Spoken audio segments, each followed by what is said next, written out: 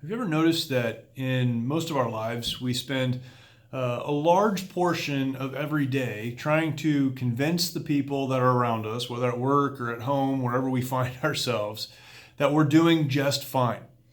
We may have those moments where we're transparent enough to let people know what's actually going on, but there's something in all of us that wants to put up a facade, that wants to present a front that communicates to others that everything is fine, that we are whole, that we are complete, that there's nothing wrong with us.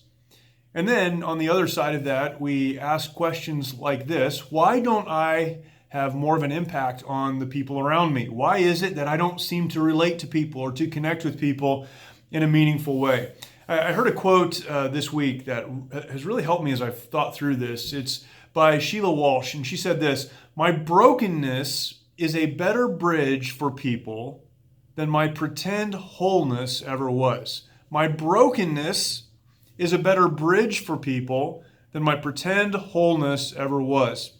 And we could probably spend all day talking about that statement, and man, there's so much there. But really, what she's communicating with that is this thought that when I reveal what's actually going on in my life, when I reveal what I'm actually struggling with and dealing with, and some of the real issues that I'm kind of grappling with right now, when I share that with others, it creates a bridge between me and them that then allows me, through my life, to impact them and what they're going through.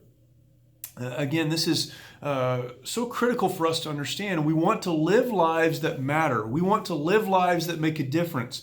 We want to live lives that impact those around us. And if we're going to do that, it will require something that most of us don't want to do. It will require a life of transparency. Now, this is different than complaining about what's going on in your life all the time. You've met those people too. It sounds like every conversation, or it feels like every conversation, is them simply complaining about how bad they have it and how much they're struggling and how difficult things are. That's not what I'm talking about. I've seen this. I've had these conversations. You have as well. That's not what we're talking about. What we're talking about is authentically sharing what's going on inside of you. Authentically letting people get a glimpse behind that facade so that they know you're a real person that they can relate to. If you want to make a difference in the lives of others, if you want to have an impact in the lives of those who are around you, who are also struggling, because all of us are dealing with something. Some are struggling with big things. Some are struggling with just the day-to-day life stuff, but all of us are dealing with things.